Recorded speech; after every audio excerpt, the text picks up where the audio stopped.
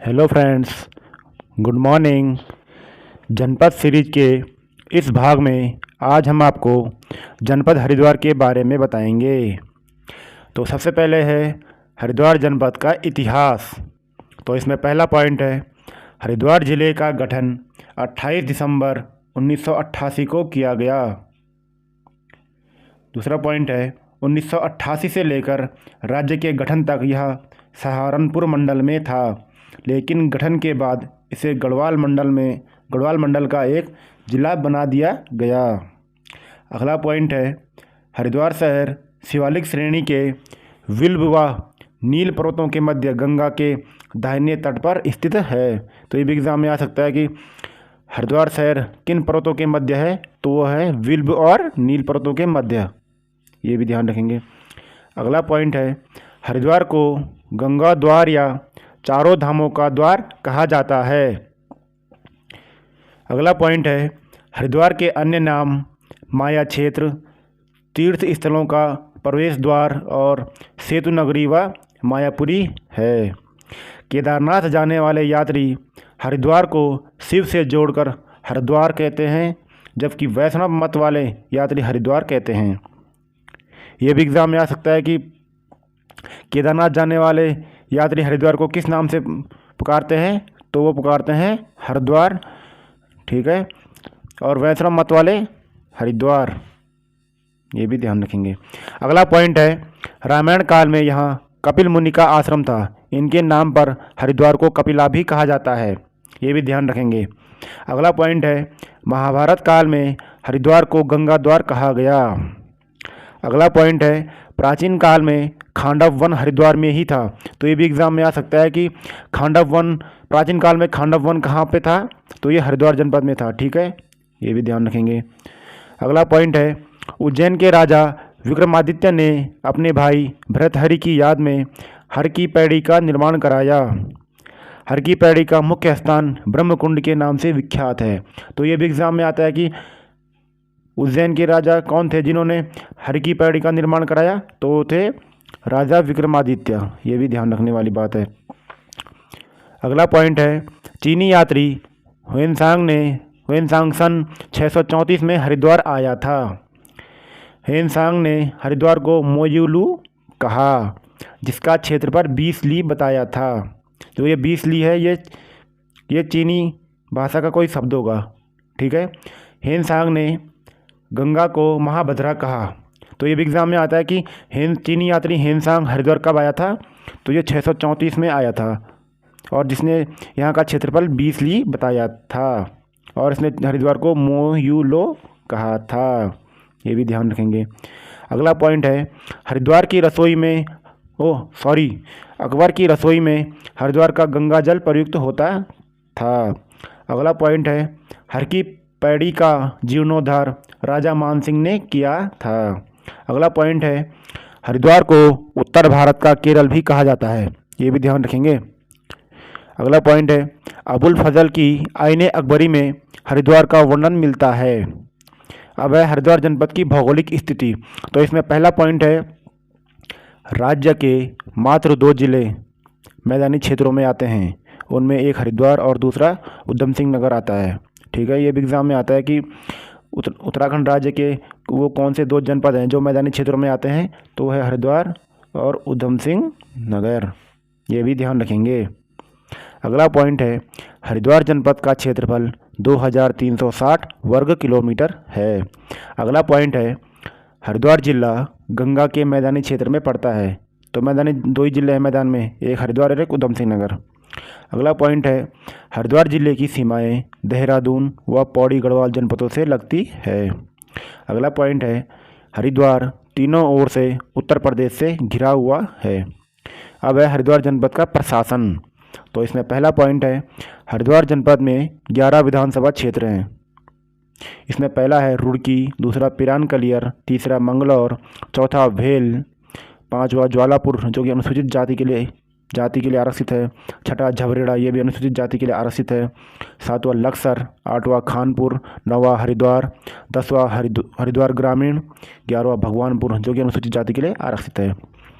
अगला पॉइंट है हरिद्वार जनपद में 6 विकास खंड हैं। पहला है रुड़की, दूसरा भगवानपुर, तीसरा नारसन कुरही, चौथा बहादुराबाद, पांचवा लक्सर, छठा खानपुर। अगला पॉइंट है हरिद्वार जनपद में 4 तहसीलें हैं। पहला है हरिद्वार, दूसरा लक्सर, तीसरा रुड़की, चौथा भगवानपुर। अगला पॉइंट है हरिद्वार जनपद में 2 नगर निगम हैं। एक तो हरिद्वार खुद है और दूसरा रुड़की। अगला पॉइंट है हरिद्वार जनपद का लिंगानुपात 880 है। अगला पॉइंट है हरिद्वार जनपद का जनघनत्व 801 है।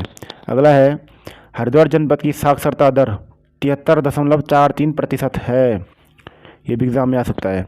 अगला पॉइंट है हरिद्वार जनपद की जनसंख्या 18,90,422 है, जो कि सबसे ज़्यादा है उत्तराखंड में 2011 की जनगणना के अनुसार। ठीक है। अगला पॉइंट है 2011 में हरिद्वार को नगर निगम बनाया गया। अगला पॉइंट है हरिद्वार नगर पालिका की स्थापना 1868 में हुई। अगला पॉइंट है जनसंख्या की दृष्टि से राज्य में हरिद्वार का प्रथम स्थान है। मैंने बताया था ना ऊपर आपको कि जनसंख्या की दृष्टि से हरिद्वार उत्तराखंड राज्य में प्रथम स्थान पर है 2011 की जनगणना के अनुसार। अगला पॉइंट है राज्य में सबसे कम लिंगानुपात हरिद्वार जनपद का है। अगला पॉइंट है हरिद्वार राज्य में दूसरा न्यूनतम साक्षरता वाला जनपद है। अगला पॉइंट है क्षेत्रफल की दृष्टि से राज्य का सबसे छोटा लोकसभा संसदीय क्षेत्र हरिद्वार जनपद है। ठीक है, ये भी एग्जाम में आ सकता है कि क्षेत्रफल की दृष्टि से राज्य का सबसे छोटा लोकसभा संसदीय क्षेत्र कौन सा है, तो ये हरिद्वार जनपद है। ये भी ध्यान रखेंगे। अगला पॉइंट है राज्य में हरिद्वार जनपद में सबसे अधिक विधानसभा सीटें 11 हैं। ठीक है, तो जो राज्य में सबसे ज़्यादा विधानसभा सीटें हैं वो हरिद्वार जनपद में ही हैं 11। ये भी ध्यान रखेंगे। अब है हरिद्वार जनपद में नदियाँ और नहरें। तो इसमें पहला पॉइंट है हरिद्वार में रतमाऊ और सोलानी नदी गंगा में मिलती है। अगला पॉइंट है हरिद्वार जिले में पीली और कोटावली नदी बहती है। अगला पॉइंट है दिव्य सरोवरा हरिद्वार के विल्व शिखर पर है। अगला पॉइंट है राज्य की सबसे पुरानी नहर ऊपरी गंगा नहर है। तो जो दोस्तों ये जो लास्ट पटवारी का एग्ज़ाम हुआ था जो 8 जनवरी को हुआ था, जो लीक हो चुका था पहले ही, तो उसमें भी ये क्वेश्चन आया था कि राज्य की सबसे पुरानी नहर कौन सी है, तो ये ऊपरी गंगा नहर है। ठीक है, ये भी ध्यान रखेंगे। अगला पॉइंट है ऊपरी गंगा नहर का निर्माण 1842 से 1854 के बीच हुआ। अगला पॉइंट है ऊपरी गंगा नहर हरिद्वार से कानपुर तक निकाली गई है। अगला पॉइंट है हरिद्वार की दूसरी नहर पूर्वी गंगा नहर है। इस नहर की लंबाई 48.55 किलोमीटर है। इसकी मुख्य नहर से 5 शाखाएं निकाली गई हैं, जो चंदोख, नगीना, नजीमाबाद, नटौर व अजवालपुर है। अब है हरिद्वार जनपद में वन संपदा। तो इसमें पहला पॉइंट है हरिद्वार जनपद दूसरा सबसे कम वन क्षेत्रफल वाला जनपद है, जिसका क्षेत्रफल 630 वर्ग किलोमीटर है। अगला पॉइंट है हरिद्वार में झिलमिल झील संरक्षण आरक्षित है, जिसका गठन 2005 में हुआ। झिलमिल झील संरक्षण क्षेत्र 3784 वर्ग हेक्टेयर में फैला है। ठीक है। अगला है चीला वन्यजीव विहार की स्थापना 1977 में हुई, 1977 में हुई थी। राजाजी वन्यजीव विहार को 1983 में राजाजी राष्ट्रीय पार्क में शामिल किया गया। ये भी ध्यान रखेंगे। अगला पॉइंट है अब है हरिद्वार जनपद में पर्यटक स्थल। तो इसमें सबसे पहला है पर्यटक स्थल शांति कुंज, जिसमें पहला पॉइंट है शांति कुंज की स्थापना 1971-72 में पंडित स्वामी राम शर्मा आचार्य जी ने की थी। अगला पॉइंट है शांति कुंज को वर्तमान में गायत्री तीर्थ के नाम से जाना जाता है। अगला पॉइंट है हरिद्वार में कुशावर्त घाट का निर्माण महारानी अहिल्याबाई ने कराया था। इसी घाट पर दत्तात्रेय ऋषि ने तपस्या की। इसे गऊ घाट भी कहा जाता है। इसमें पितृतर्पण कार्य होता है। अगला है पर्यटक स्थल कनखल। तो इसमें पहला पॉइंट है कनखल हरिद्वार का उपनगर है। कालिदास के मेघदूत में कनखल का वर्णन मिलता है। अगला पॉइंट है पौराणिक काल में कनखल शिवाजी के ससुर दक्ष प्रजापति की राजधानी थी। दक्ष प्रजापति मंदिर या दक्षेश्वर महादेव मंदिर कनखल हरिद्वार में है। तो ये भी एग्जाम में आता है कि दक्षेश्वर महादेव मंदिर कहाँ है, तो ये कनखल हरिद्वार में है। ठीक है। अगला पॉइंट है, दक्षेश्वर मंदिर लंढौर रियासत की रानी धनकौर ने बनाया था। अगला पॉइंट है, रामेश्वर महादेव मंदिर महाविद्या मंदिर शमशान मंदिर कनखल में स्थित है। अगला पॉइंट है, सती कुंड कनखल में है जहाँ माता सती अग्नि में समाई थी। ये भी एग्जाम में आ सकता है कि सती कुंड कहाँ है, तो ये कनखल में है जो हरिद्वार जनपद में है। ठीक है, जहाँ सीता माता और सती अग्नि में समाई थी। ठीक है। अब अगला पॉइंट है, नारायणी शिला कनखल में स्थित है। अब है हरिद्वार जनपद में प्रसिद्ध मंदिर। तो इसमें पहला मंदिर है माया देवी मंदिर। माया देवी मंदिर देवी के 51 शक्तिपीठों में से एक है।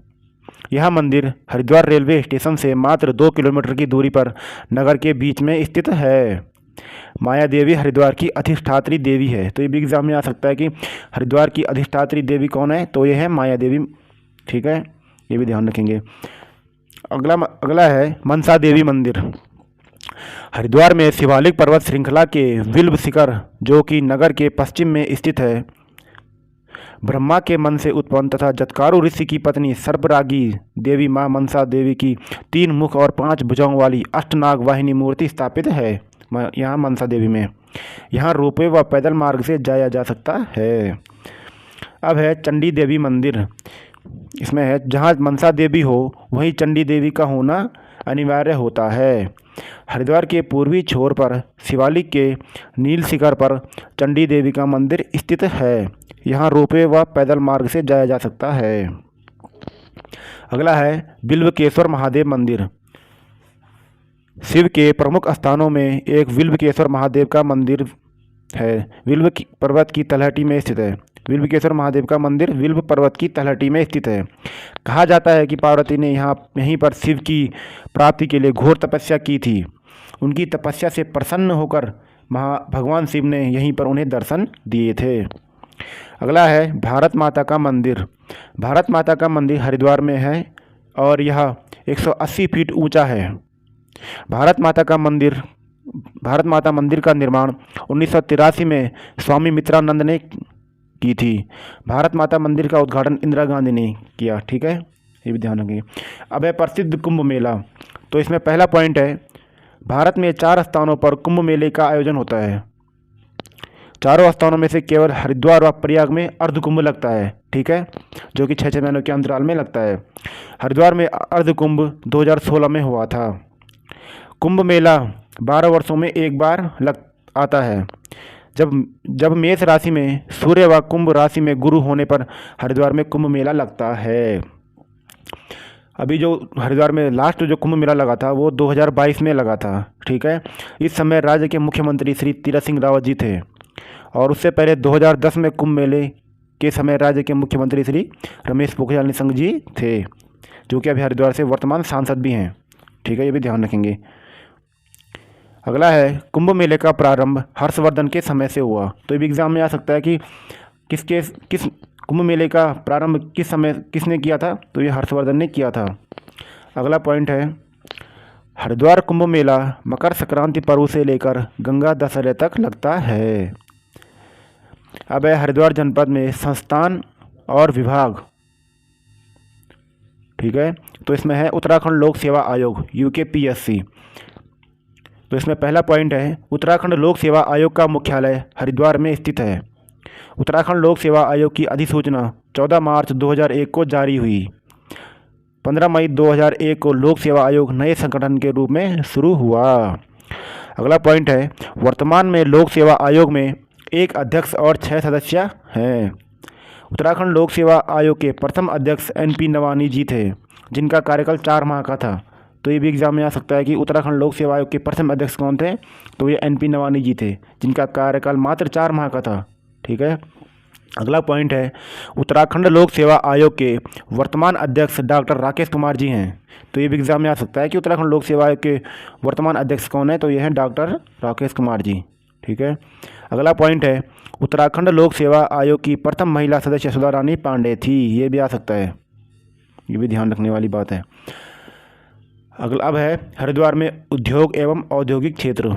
तो इसमें पहला पॉइंट है एकीकृत औद्योगिक आस्थान हरिद्वार की स्थापना सिडकुल द्वारा की गई थी, जो 1695 एकड़ में फैला हुआ है। अगला पॉइंट है सिडकुल की स्थापना 2002 में हुई, जिसका मुख्यालय देहरादून में है। तो ये भी एग्जाम में आ सकता है कि सिडकुल का मुख्यालय कहाँ है, तो ये देहरादून जनपद में है, ठीक है, जो कि उत्तराखंड की राजधानी भी है। अगला पॉइंट है उद्योगों की दृष्टि से सर्वाधिक उद्योग 686 हरिद्वार में कार्यरत हैं।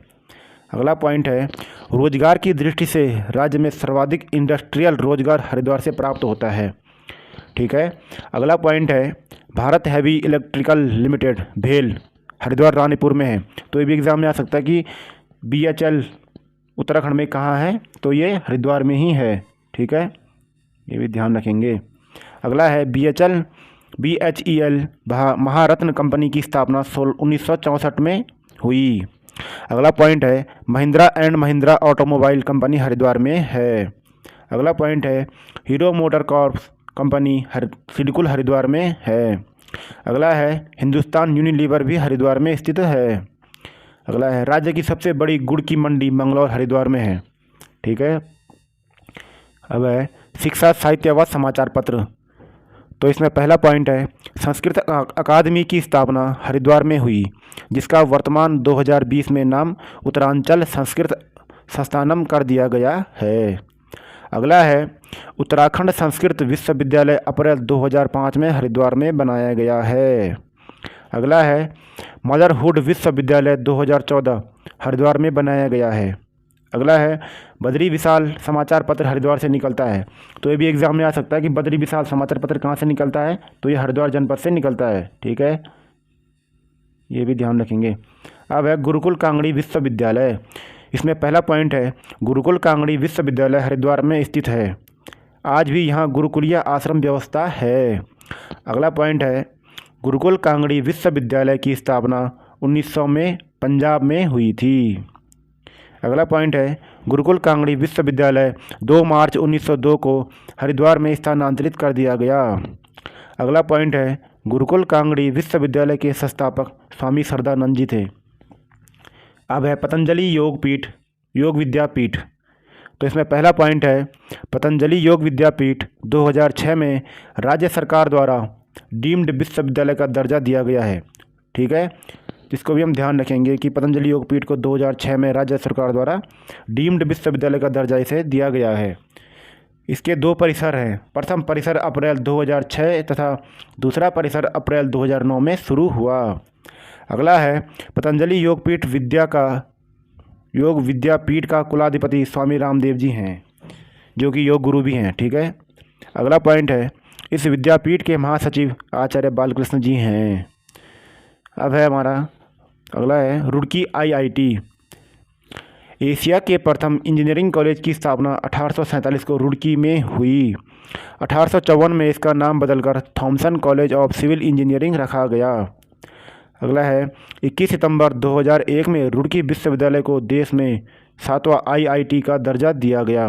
तो ये भी एग्जाम में आ सकता है कि रुड़की विश्वविद्यालय को देश में कौन से नंबर का दर्जा दिया गया, तो 7वां IIT ये है, ठीक है। अगला है IIT रुड़की भारत का एकमात्र ऐसा संस्थान है जिसमें भूकंप इंजीनियरिंग का अलग विभाग है, जिसकी स्थापना 1960 को हुई। तो ये भी एग्ज़ाम में आता है, ठीक है, कि रुड़की जो इंजीनियरिंग कॉलेज है ये एकमात्र भारत का ऐसा कॉलेज है जहां भूकंप इंजीनियरिंग का अलग विभाग है, ठीक है, ये भी ध्यान रखेंगे। ठीक है दोस्तों, तो मिलते हैं फिर अगली वीडियो में।